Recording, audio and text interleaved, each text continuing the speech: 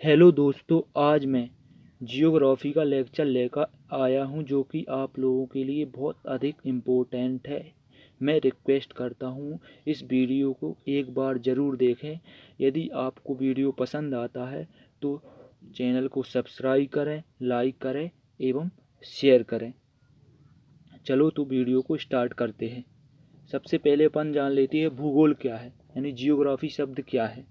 Geography शब्द कैसे बना है? जियोग्राफी जियो प्लस ग्राफिया शब्द से मिलकर बना है। कैसे बना है? जियो प्लस ग्राफिया शब्द से मिलकर आया है। जियो का मतलब क्या है? जियो का मतलब है अर्थ, ग्राफिया का मतलब है description, the description of earth. भूगोल geography is called the description of earth, is called geography. यानी पृथ्वी के वर्णन को ही भूगोल कहा जाता है। अब इसके अंतर्गत कौन कौन आता है? पृथ्वी के वर्णन के अंतर्गत किस किस का अध्ययन करते हैं? पृथ्वी के वर्णन के अंतर्गत हम पृथ्वी की आंतरिक संरचना, भूगर्भपटी, मेंटल, क्रोड यानी 6700 किलोमीटर तक की गहराई, यानी क्रोड पृथ्वी की आंतरिक संरचना, क्रोड 6700 किलोमीटर की गहराई तक स्थित है। यहाँ तक पृथ्वी की जो भी संरचना है उसका अध्ययन करते हैं। संपूर्ण ब्रह्मांड का अध्ययन करते हैं, सौर मंडल का अध्ययन करते हैं, यानी हर चीज़ का अध्ययन करते हैं। अब एक शब्द और जान लेना हमारे लिए बहुत अधिक महत्वपूर्ण है, क्योंकि इनमें कई लोगों को ये पता नहीं रहता है कि जियोलॉजी और जियोग्राफी में क्या डिफरेंस है। अब जियोलॉजी शब्द को और जान लेते हैं। जियोलॉजी क्या है? जियोलॉजी जियो प्लस लॉगस शब्द से मिलकर बना है। जियो का मतलब है अर्थ और लॉगस का मतलब है study, the study of earth, यानी पृथ्वी का अध्ययन ही जियोलॉजी कहलाता है, जिसे भूगर्भ शास्त्र भी कहा जाता है। अब इसके अंतर्गत किसका अध्ययन करते हैं? इसके अंतर्गत पृथ्वी की ओनली 12 किलोमीटर तक की गहराई का अध्ययन करते हैं। अब अतः हमने दोनों शब्दों जियोलॉजी एवं जियोग्राफी में क्या डिफरेंस है इनको अच्छी तरह से समझ लिया। अब हम ये जियोग्राफी का जनक किसे कहा जाता है? जियोग्राफी का जनक किसे कहते हैं? जियोग्राफी का जनक इरेटोस्थनीज को कहा जाता है। अब सबसे पहले हम पढ़ेंगे इंडियन ज्योग्राफी को। इंडियन ज्योग्राफी में सबसे पहले पढ़ेंगे भारत का परिचय, जिसके अंतर्गत आता है भारत की स्थिति, पड़ोसी देश किन किन किन देशों की सीमा भारत के साथ लगती है और उन देशों के साथ भारत की क्या विवाद है और क्या समझौता है। इसके बाद पढ़ेंगे पर्वत के कितने प्रकार के होते हैं, पर्वतों का भारत में कहाँ कहाँ पर विस्तार है, पठार कितने प्रकार के होते हैं, पठार का भारत में कहाँ कहाँ पर विस्तार है, नदियों का अववाह तंत्र पढ़ेंगे और प्रमुख दर्रे पढ़ेंगे। सबसे पहले हम पढ़ते हैं इंडिया के अन्य नाम। इंडिया को अन्य किन किन नामों से जाना जाता है, यानी भारत को अन्य नामों से जाना जाता है। भारत को भारत नाम से जाना जाता है,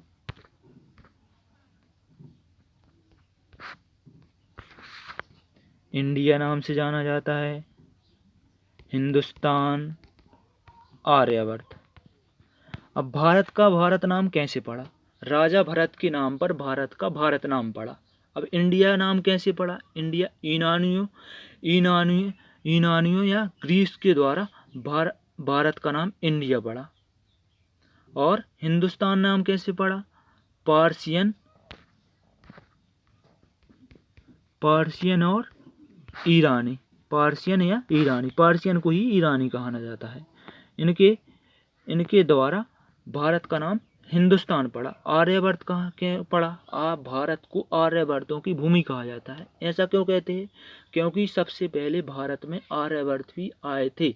आर्य भारत में कहाँ से आए थे? एक क्वेश्चन आता है। आर्यों ने भारत में खैबर दर्रे से प्रवेश किया था, जो कि पाकिस्तान में है। पाकिस्तान और इंडिया की सीमा के बीच में स्थित है। हमने अच्छी तरह से जान लिया इंडिया नाम कैसे पड़ा, भारत नाम कैसे पड़ा, हिंदुस्तान नाम कैसे पड़ा, आर्यवर्त नाम। इंडिया नाम कैसे पड़ा? इंडिया का नाम यूनानियों के द्वारा इंडिया का नाम पड़ा। भारत का नाम राजा भरत के नाम पर पड़ा। हिंदुस्तान पार्सियन ईरानियों के द्वारा रखा गया। आर्यवर्त आर्यों के नाम पर पड़ा। अब पुराणों में इन सभी नामों का वर्णन नहीं मिलता है। पुराणों में भारत को जम्बू द्वीप का हिस्सा माना गया है। पुराणों में भारत को जम्बू द्वीप का हिस्सा माना गया है। पुराणों में भारत को किसका हिस्सा माना गया है? जम्बू द्वीप का हिस्सा माना गया है। अब सबसे पहले हम पढ़ते हैं भारत का परिचय, यानी भारत की लोकेशन और स्थिति। भारत की लोकेशन और स्थिति को पढ़ते हैं। सबसे पहले हम पढ़ते हैं भारत की लोकेशन स्थिति। भारत की लोकेशन और स्थिति को समझने से पहले हम काय पर समझते हैं? भारत की स्थिति हम लोकेशन हम ग्लोब पर समझेंगे। ग्लोब की ज़रूरत क्यों पड़ी है? किसी भी देश की पर्टिकुलर स्थिति को जानना है तो उसके एक प्रारूप की आवश्यकता पड़ी है, जिसे ही ग्लोब कहा गया, यानी पृथ्वी के प्रारूप को ही ग्लोब कहा गया है। इसे सर्वप्रथम बेहम ने बताया था, यानी ग्लोब को सर्वप्रथम किसने बताया था? बेहम ने बताया था। अब ग्लोब पर इसने दो प्रकार की लाइन खींची, एक क्षैतिज रेखा, एक ऊर्ध्वाधर रेखा। यानी ग्लोब पर दो प्रकार की रेखा है, क्षैतिज रेखा, ऊर्ध्वाधर रेखा। क्षैतिज रेखा को क्या कहा? क्षैतिज रेखा को अक्षांश कहा गया और ऊर्ध्वाधर रेखा को देशांतर कहा गया। 0 डिग्री अक्षांश रेखा, जिसे भूमध्य रेखा भी कहा जाता है, यह ग्लोब को दो भागों में बांटती है। यह ग्लोब को दो भागों में 0 डिग्री अक्षांश रेखा ग्लोब को दो भागों में बांटती है। 0 डिग्री अक्षांश रेखा ग्लोब को दो भागों में बांटती है, उत्तरी गोलार्ध और दक्षिणी गोलार्ध। और 0 डिग्री देशांतर रेखा ग्लोब को दो भागों में बांटती है, पूर्वी गोलार्ध और पश्चिमी गोलार्ध। तो भारत की स्थिति ग्लोब पर कहाँ पर है? ग्लोब पर भारत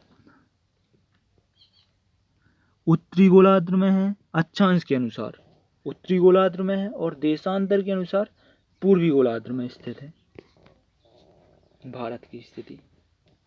चलो और अच्छे से भारत की स्थिति को समझते हैं। उत्तरी गोलार्ध के अनुसार भारत का साउथ पॉइंट कौन सा है? उत्तरी गोलार्ध के अनुसार भारत का साउथ पॉइंट 8 डिग्री 4 पर स्थित है। अब 8 डिग्री 4 या क्या है, यह अपन ग्लोब पर समझते हैं। 8 डिग्री 4 क्या है? ये है ग्लोब, ये 0 डिग्री अक्षांश रेखा। अब जैसे भारत यहाँ पर स्थित है, अब भारत की यहाँ से कितनी दूरी है? यानी इसकी एक कोणीय दूरी, एक चाप द्वारा इसकी एक कोणीय दूरी ये प्रदर्शित करते हैं। यह इसका कोण कितना कोण दूरी पर स्थित है, इसे उसकी कोणीय दूरी कहते हैं। यानी भारत 0 डिग्री अक्षांश से 8 डिग्री 4 कोणीय दूरी पर स्थित है। 8 और किलोमीटर में देखें तो यह 876 किलोमीटर दूरी पर स्थित है भारत। भारत भूमध्य रेखा से 876 किलोमीटर दूरी पर स्थित है। तो इसका साउथ पॉइंट क्या है? इसका साउथ पॉइंट है तमिलनाडु, जो कि 8 डिग्री 4 पर स्थित है, स्थान cap Comorin. North point 37 degree 6 पर स्थित है, जिसे इंद्रकोल कहते हैं। यह विवादित है, यह पीओके के अंतर्गत आता है इंद्रकोल। यदि यह पूछा जाए कि भारत का अविवादित उत्तरी पॉइंट क्या है, यानी नॉर्थ पॉइंट का है, तो इसका राइट आंसर होगा सियाचिन। सियाचिन भारत का अविवादित उत्तरी पॉइंट है, यानी भारत के यानी पीओके के क्षेत्र में नहीं आता सियाचिन। इंद्रकोल क्या आता? इंद्रकोल आता है सियाचिन के क्षेत्र के अंतर्गत आता है। इंद्रकोल आता तो जम्मू कश्मीर में है, लेकिन जम्मू कश्मीर के पीओके पर है, जम्मू कश्मीर के पीओके पर पाकिस्तान का अधिकार है, जो कि इंद्रकोल पीओके के अंतर्गत आता है। 37 डिग्री 6 पर स्थित है। और पूर्वी गोलार्ध देशांतर के अनुसार पूर्वी गोलार्ध देखते हैं, तो इसका बेस्ट पॉइंट है 68 डिग्री 7 पर स्थित है, जो कि गुजरात में है, जिसे गौर माता कहते हैं। और ईस्ट पॉइंट है 97 डिग्री 25 पर स्थित है, जिसे अरुणाचल प्रदेश में है, जिसे किबतू कहते हैं, किबतू पर स्थित है। और अच्छे से देखते हैं, नॉर्थ पॉइंट है इंद्रकोल 37 डिग्री 6 पर स्थित है। मैं फिर से बताता हूँ कि यह विवादित सबसे उत्तरी पॉइंट है, सबसे उत्तरी पॉइंट जो कि विवादित है, जो कि पीओके के अंतर्गत आता है इंद्रकोल, जो कि 37 डिग्री। अब अविवादित सियाचिन ग्लेशियर है, सबसे उत्तरी अविवादित पॉइंट कौन सा है? सियाचिन ग्लेशियर। अब इसका बेस्ट पॉइंट गुजरात की गौरमाता में है, जो कि 68 डिग्री 7 पूर्वी देशांतर पर है। ईस्ट पॉइंट किबतू है, जो कि 97 डिग्री 28 पूर्वी देशांतर पर है। और साउथ पॉइंट है, जो कि मुख्य भूमि का है, कैप कोमोरिन, जो कि 8 डिग्री 4 पर स्थित है। यह मुख्य, अब कैप कोमोरिन मुख्य भूमि का है, तो द्वीपों समेत इसका साउथ मोस्ट पॉइंट कौन सा है? द्वीपों सहित इसका साउथ मोस्ट पॉइंट क्या है? द्वीपों सहित साउथ मोस्ट पॉइंट है इसका इंदिरा पॉइंट है, जो कि ग्रेट निकोबार पर स्थित है। इंदिरा पॉइंट है, जो कि ग्रेट निकोबार पर स्थित है। भारत की मुख्य भूमि का दक्षिण बिंदु क्या है? कैप कोमोरिन 8 डिग्री 4 पर स्थित है। और साउथ पॉइंट इंदिरा पॉइंट है। साउथ मोस्ट पॉइंट कहेंगे, साउथ पॉइंट नहीं, साउथ मोस्ट पॉइंट कहेंगे। South most point Indira point है, जो कि 6 डिग्री 4 पर स्थित है, जो कि 6 डिग्री 4 पर स्थित है। अब इंदिरा पॉइंट के अन्य नाम भी है। इंदिरा पॉइंट को पिग्मेलियन पॉइंट, पार्सेन और लाचिंग नाम से भी जाना जाता है। लाचिंग नाम से भी जाना जाता है। अब आपने भारत की स्थिति को समझा अक्षांश और देशांतर के अनुसार। अब भारत की सीमा किन किन देशों के साथ लगती है, इनके बारे में अपन समझते हैं। भारत की सीमा किन किन देशों के साथ लगती है, इसके बारे में अपन समझते हैं।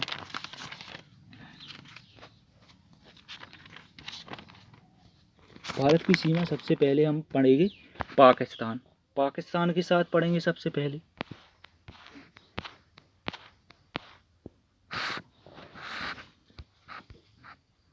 भारत की सीमा पाकिस्तान के साथ लगती है नेपाल, भूटान, चीन, यहाँ पर होगा म्यांमार,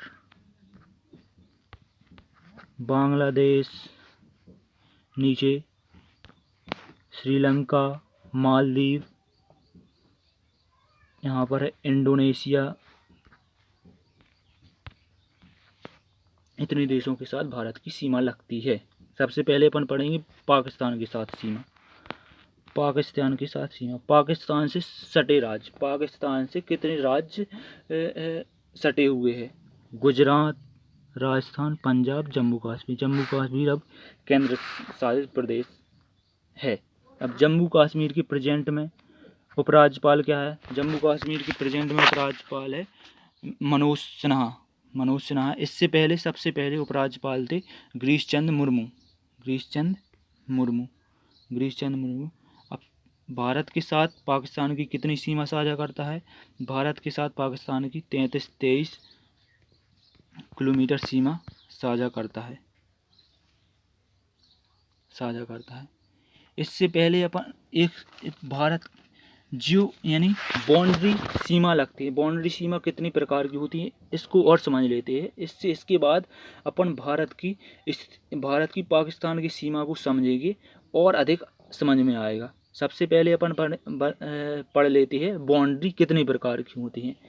तो बाउंड्री 3 प्रकार की होती हैं। सबसे पहले फिजियोग्राफिक बाउंड्री, दूसरा जियोमेट्रिकल बाउंड्री, तीसरा आर्टिफिशियल या पॉलिटिकल बाउंड्री। सबसे पहले अपन पढ़ते हैं फिजियोग्राफिक बाउंड्री। भौगोलिक सीमा क्या है? भौगोलिक सीमा, यह सीमा माउंटेन और रिवर के आधार पर निर्धारित की जाती है। एग्जाम्पल के आधार पर देख लेते हैं। जैसे फ्रांस और स्विट्जरलैंड पढ़ा होगा आपने। फ्रांस और स्विट्जरलैंड के बीच जुरा माउंटेन है और फ्रांस और जर्मन के बीच वॉस्जेज माउंटेन है। अतः फिजियोग्राफिक बाउंड्री क्या है? यह बाउंड्री माउंटेन और रिवर के आधार पर निर्धारित की होती है। जैसे मैंने एग्जाम्पल में बताया, फ्रांस और स्विट्जरलैंड के बीच जुरा माउंटेन है और फ्रांस और जर्मन के बीच वॉस्जेज माउंटेन है। अब दूसरी बाउंड्री को समझते हैं। दूसरी बाउंड्री क्या है? जियोमेट्रिकल बाउंड्री, मतलब ज्यामिति बाउंड्री। यह लैटिट्यूड और लॉन्गिट्यूड के आधार पर निर्धारित की जाती है। लैटिट्यूड और लॉन्गिट्यूड के आधार पर निर्धारित की जाती है। लैटिट्यूड और लॉन्गिट्यूड के आधार पर निर्धारित की जाती है। जैसे उदाहरण के आधार पर 49 डिग्री पैरेलल लाइन कनाडा और यूएसए के बीच में, 38 डिग्री नॉर्थ कोरिया और साउथ कोरिया के बीच में। अब तीसरी पढ़ते हैं आर्टिफिशियल और पॉलिटिकल बाउंड्री। यह भारत की सबसे ज़्यादा है, भारत में सबसे ज़्यादा है। पीओके और इंडिया के बीच है, पीएके और इंडिया के बीच में जो कि रेड क्लिफ है। इंडिया और चाइना के बीच मैकमोहन है। इंडिया और अफगानिस्तान के बीच डोरेंट लाइन है। अतः आज यहीं तक पढ़ते हैं। यदि वीडियो को पसंद आए तो प्लीज़ लाइक करें, सब्सक्राइब करें और शेयर करें। थैंक्स।